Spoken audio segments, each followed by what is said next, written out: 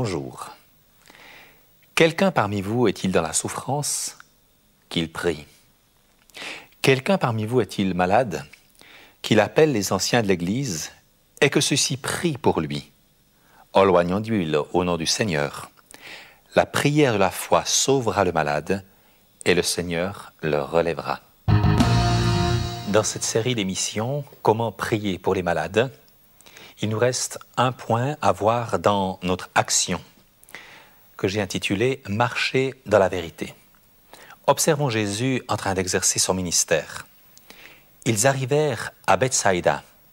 On lui amena un aveugle en lui demandant de le toucher. Jésus prit l'aveugle par la main et le conduisit hors du village. Puis il lui mouilla les yeux avec sa salive, lui imposa les mains, lui demanda « Vois-tu quelque chose ?» L'aveugle regarda et répondit « J'aperçois des hommes, on dirait des arbres qui se déplacent. » Alors Jésus posa encore une fois ses mains sur les yeux de l'aveugle. Celui-ci regarda droit devant lui et maintenant il vit tout distinctement, même de loin. Ce récit est très riche. Il nous décrit l'atmosphère qui entourait le ministère du Christ. Premièrement, Jésus ne se laisse pas manipuler par la pression psychologique. C'est un petit peu comme si ces villageois avaient préparé cet aveugle, l'avaient un peu poussé en avant et immédiatement, quand Jésus apparaît, il lui demande de toucher l'aveugle. Si vous avez écouté attentivement, vous avez remarqué qu'effectivement, Jésus touche l'aveugle puisqu'il le prend par la main. Quelle humilité pour le Christ de marcher peut-être sur plusieurs centaines de mètres, de se retirer de cette ambiance un peu surchauffée, un peu foire de village, et de mener l'aveugle à l'écart. Oui, il le prend par la main, mais l'aveugle n'est pas encore guéri.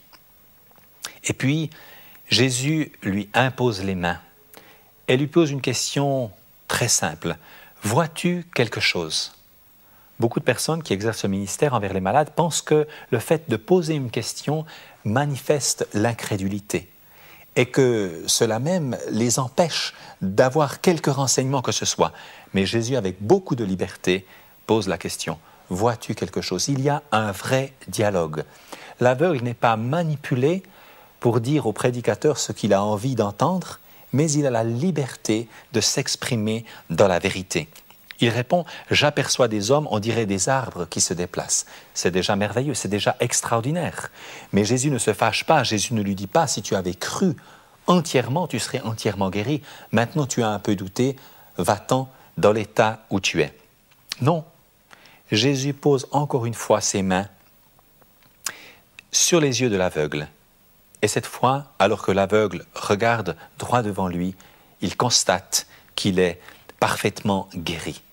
Jésus n'a pas besoin d'une ambiance particulière. Il n'a pas besoin de prières ampoulées, d'exhortations scandées au micro, de mouvements de masse désordonnés ou de discipline policière. Non, Jésus a une attitude naturelle et il agit avec beaucoup de douceur, avec beaucoup de clarté. Il est non pas à l'écoute des pressions extérieures, mais à l'écoute de l'esprit. Jésus n'a ni un style religieux, ni un dialogue religieux.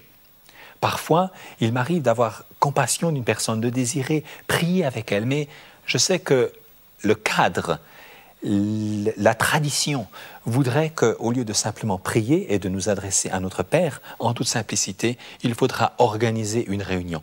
Il faudra se réunir, il faudra joindre les mains, il faudra s'asseoir et il faudra commencer tout un cérémoniel qui, dans certains cas, est parfaitement inutile. Il y a aussi des gens qui ont peur de la prière publique, qui se disent « mais qu'est-ce que les gens vont penser? Qu'est-ce que les voisins vont penser ?» Dans un sens, on peut comprendre, mais dans un autre, qu'y a-t-il de plus naturel que de nous adresser naturellement à notre Créateur et de nous servir avec simplicité et amour les uns les autres? L'apôtre Jean a écrit dans sa 3e épître « Je n'ai pas de plus grande joie que d'apprendre que mes enfants marchent dans la vérité. » Je crois que c'est ce que Dieu nous dit, ce que Dieu nous demande aujourd'hui. Sa joie, c'est de nous voir marcher dans la vérité. Demandez à une personne pour laquelle nous avons prié « Comment allez-vous? Vois-tu quelque chose? Qu'as-tu ressenti durant la prière? sans manipulation, sans pression, c'est quelque chose qui est bon, qui est normal, qui permet à la personne de s'exprimer, qui nous permet aussi d'apprendre des choses précieuses. Regardons encore Élisée, qui exerce un ministère envers une famille qu'il a aidée de par le passé. L'enfant vient de mourir. On appelle Élisée. Élisée envoie Géasi, son serviteur, poser son bâton sur le visage de l'enfant. On peut supposer naturellement que le prophète espérait que cela suffirait pour que l'enfant revienne à la vie. Mais la Bible nous dit qu'il n'y eut ni voix, ni signe d'attention. Le serviteur dit à Élisée, l'enfant ne s'est pas réveillé. Lorsqu'Élisée arriva dans la maison, voici l'enfant était mort, couché sur son lit. Élisée entra, ferma la porte sur eux deux, et il pria l'Éternel. Il monta et se coucha sur l'enfant. Il mit sa bouche sur sa bouche, ses yeux sur ses yeux, ses mains sur ses mains, et s'étendit sur lui. Et la chair de l'enfant se réchauffa. Élisée s'éloigna, alla çà et là de par la maison, puis remonta et s'étendit sur l'enfant. Et l'enfant éternua 7 fois, et il ouvrit les yeux. Dans ce récit, nous voyons 3 étapes. Premièrement, le bâton d'Élisée qui touche l'enfant, mais rien ne se passe. Deuxièmement, il s'étend sur le corps, mais pas de résurrection. Troisièmement, il va çà et là de par la maison, il remonte, il s'étend encore une fois sur l'enfant, et voilà l'enfant qui éternue et qui ouvre les yeux. Dans bien des temps d'évangélisation que j'ai vécu, j'ai vu des personnes qui sont venues 3 ou 4 soirées de suite demander la prière pour des sujets bien précis. Et chaque fois, il y avait une réponse. Et chaque fois, il y avait une amélioration. Cela nous montrait que nous étions ouvriers avec Dieu, que nous pouvions progresser dans la vérité, que la relation même de confiance entre la personne qui bénéficiait du ministère et celle qui l'apportait grandissait de jour en jour, et que Dieu travaillait secrètement, concrètement et réellement jusqu'à un complet rétablissement. Je n'ai pas de plus grande joie, nous dit la Bible, de la part de Dieu, d'apprendre que mes enfants marchent dans la vérité.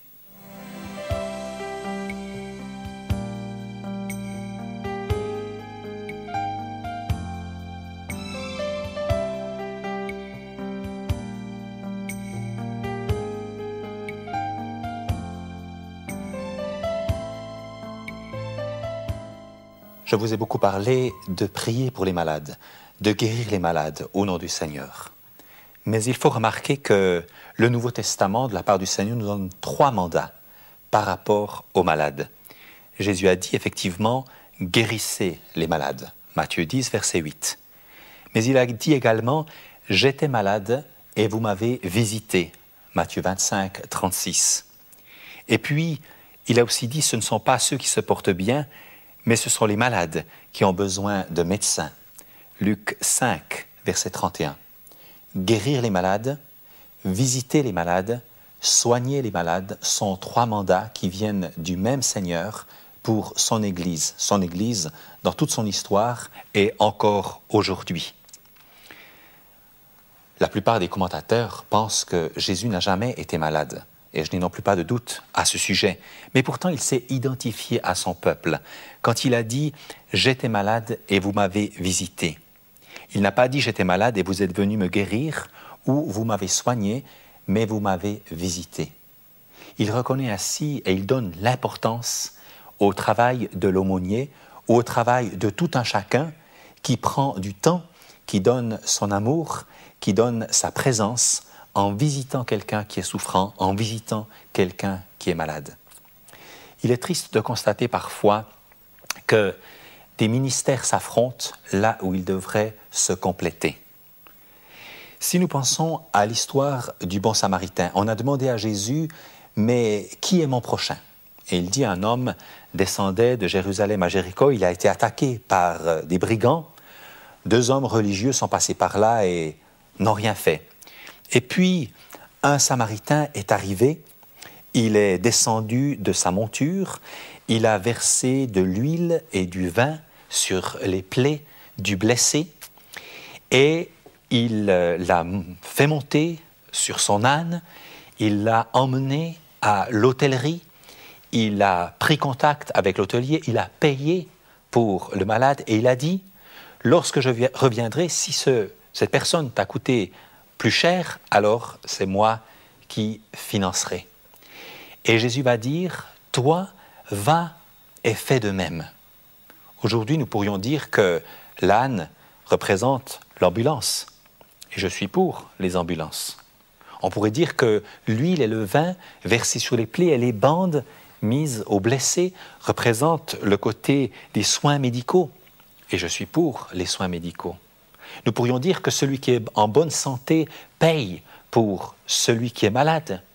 Ça pourrait être un système d'assurance, et pour autant que ce soit bien équilibré et dans la justice, eh bien, je suis pour les assurances. Il y a parfois des médecins qui ne veulent pas que l'aumônier fasse son travail. Ce sont ces malades. Il y a parfois des gens qui ont un ministère formidable envers les malades au niveau de la prière et des dons spirituels, mais qui méprisent le travail de l'aumônier ou du médecin. Que c'est dommage. Que c'est dommage de mettre en opposition ce que l'Évangile met en parallèle. J'aimerais dire aussi que Jésus a pris bien soin de rester toujours fidèle à son mandat. Un jour, on a voulu faire de lui un juge, et il a dit « Qui m'a établi juge parmi vous ?» Une autre fois, on a voulu le prendre pour le faire roi, mais il s'est échappé loin de la foule parce que ce n'était pas le moment. Il était très sensible au mandat que le Père lui avait confié. Comme évangéliste, comme un homme disponible pour prier pour les malades, je fais personnellement très attention de ne pas usurper, de ne pas surpasser mon mandat, de ne jamais prendre la place de l'infirmier ou du médecin. Je crois qu'il y a un mandat pour ceux qui soignent, un mandat pour ceux qui prient, un mandat pour ceux qui visitent. Bien sûr, nous pouvons aussi prier pour un malade et le visiter. Nous pouvons évidemment imaginer un médecin chrétien, comme je l'ai cité dans les scènes passées, qui aura à cœur de prier pour ces malades et de les visiter. L'important, c'est de savoir qui nous sommes et de ne pas tout d'un coup commencer à entrer dans des domaines où nous n'avons pas l'onction, nous n'avons pas l'autorité du Seigneur.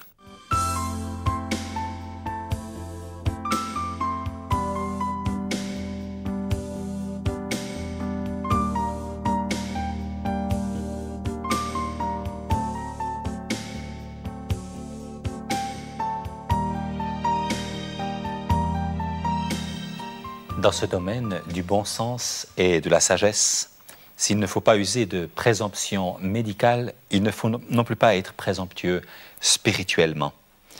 Qu'est-ce que c'est la présomption? C'est une opinion trop avantageuse de soi-même, une suffisance, une prétention.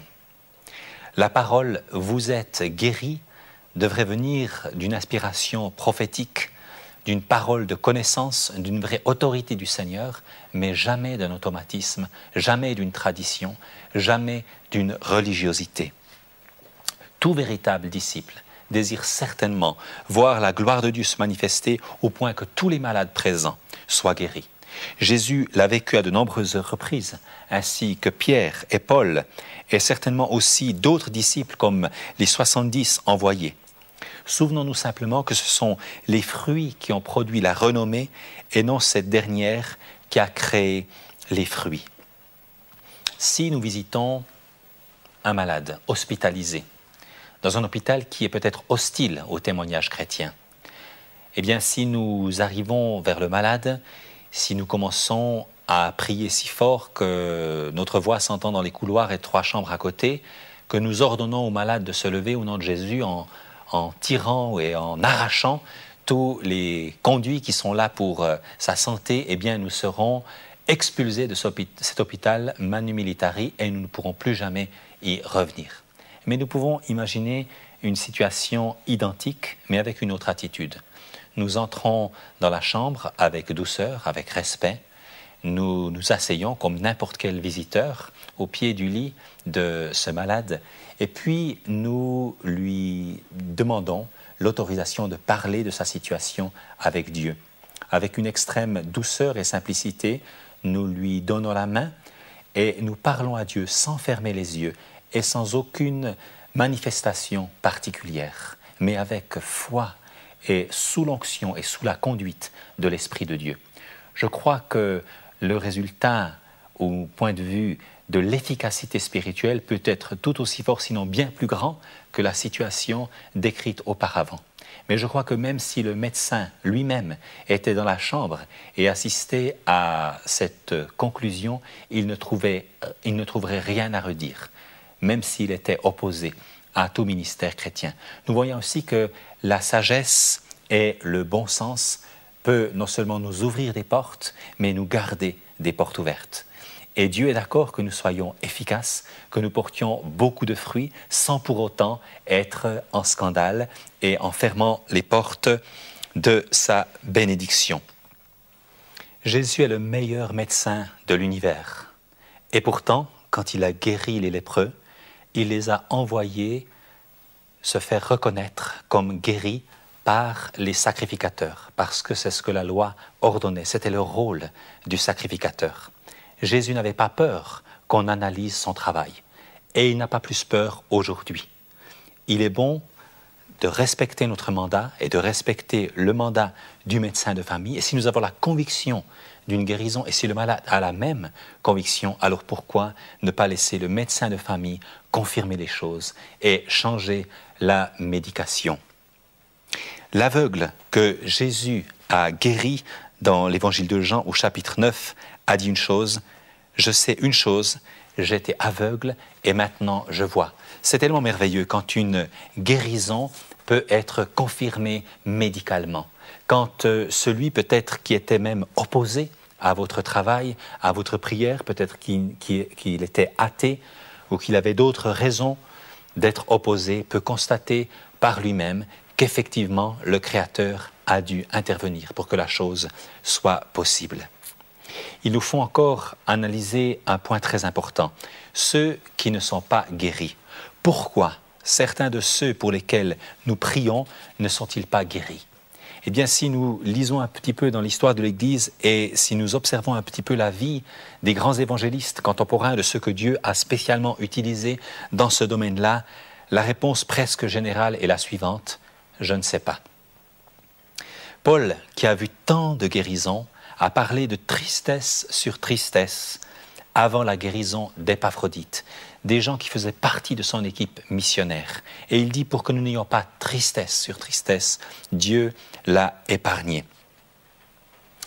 Je ne sais pas, c'est aussi une attitude d'humilité devant la création tout entière qui souffre et soupire après la délivrance, selon Romains chapitre 8.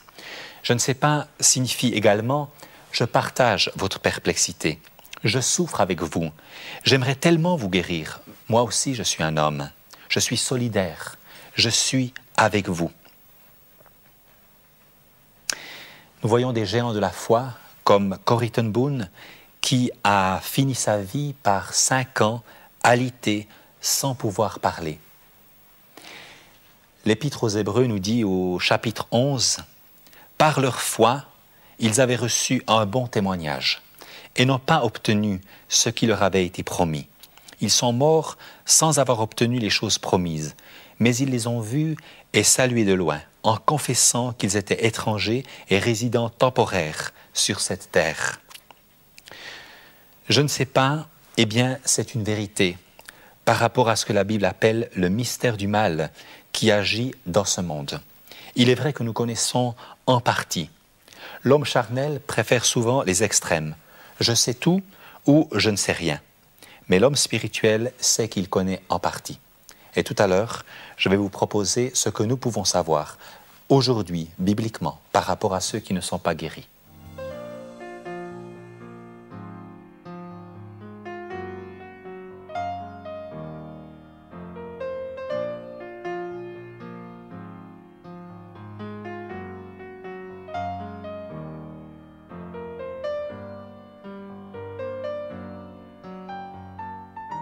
La Bible nous donne néanmoins plusieurs indications, plusieurs textes qui peuvent expliquer parfois que la guérison ne peut pas se produire, qu'elle est retardée ou qu'elle n'aura pas lieu.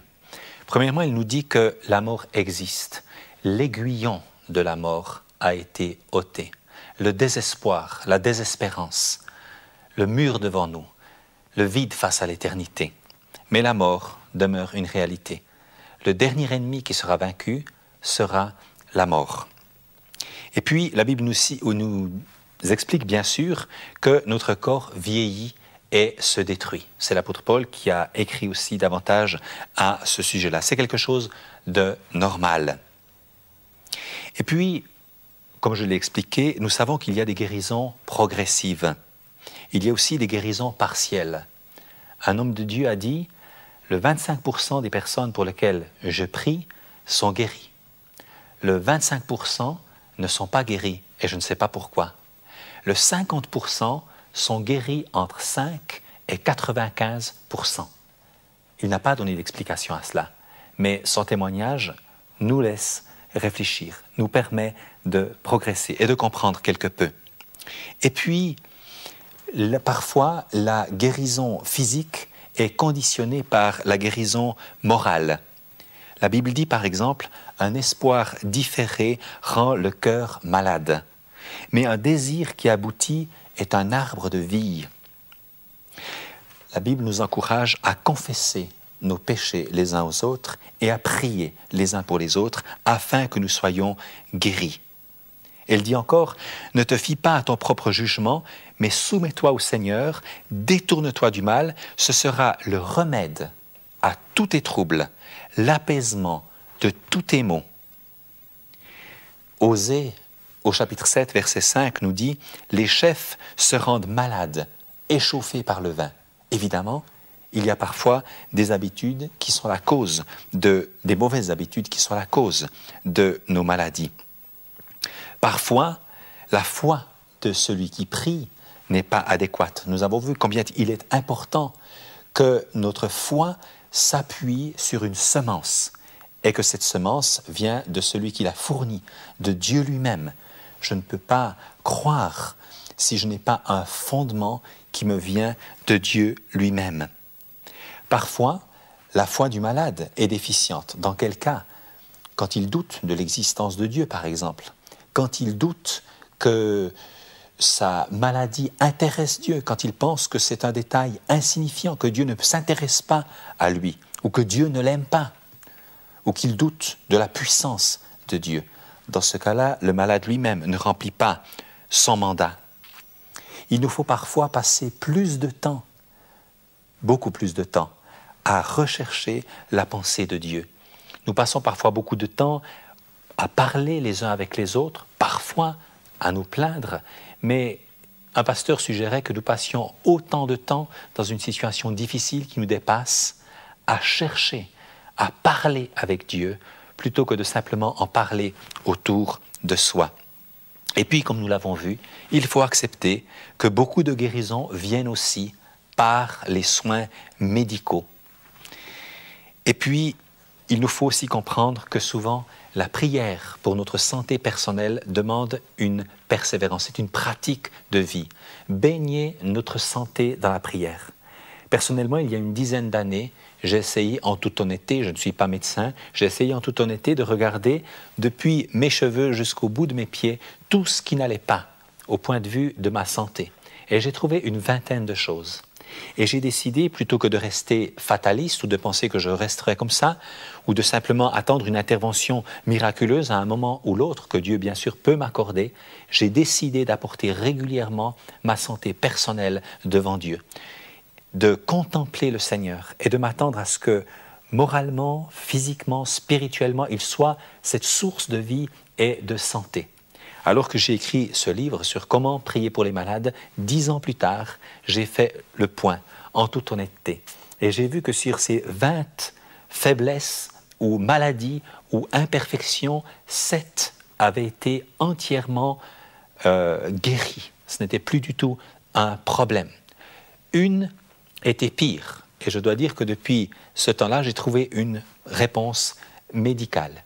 Et dans 12 autres domaines, je me sentais mieux qu'il y a 10 ans de cela. Eh bien, je ne peux que remercier le Seigneur et vous encourager à faire votre propre bilan.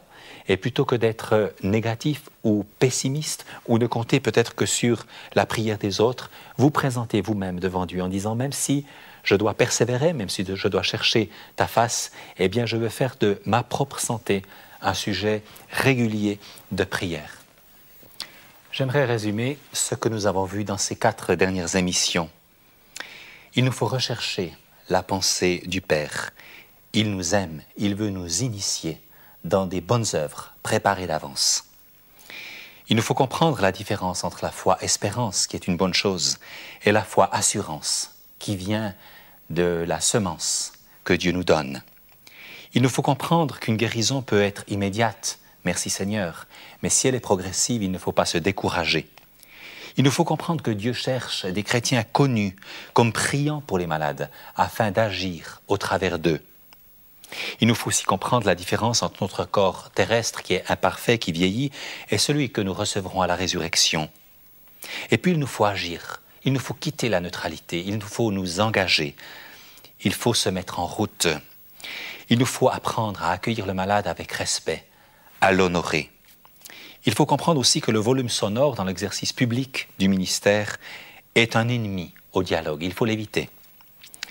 Prier sous la direction de l'Esprit Saint. Il nous faut comprendre que la prière n'est pas à vendre. Notre Père répand sa bonté et sa bienveillance sur les bons et sur les méchants. C'est sa bonté qui nous pousse et qui poussera les autres à la repentance. Il ne faut pas suivre la mode, mais la parole. Et il nous faut marcher selon la vérité. Il nous faut comprendre qu'il y a différents mandats, soigner, guérir, visiter. Que le diagnostic et la médication ne sont pas de notre domaine. Il nous faut laisser le médecin confirmer la guérison. Et beaucoup d'autres choses qu'on pourrait dire, mais j'aimerais prier pour terminer, afin que Dieu vous bénisse dans ce ministère envers les malades. Seigneur, merci pour tous ceux qui ont écouté cette émission. Je prie que tu les conduises avec foi, avec précision, dans les œuvres qui sont préparées pour eux, au nom de Jésus. Amen.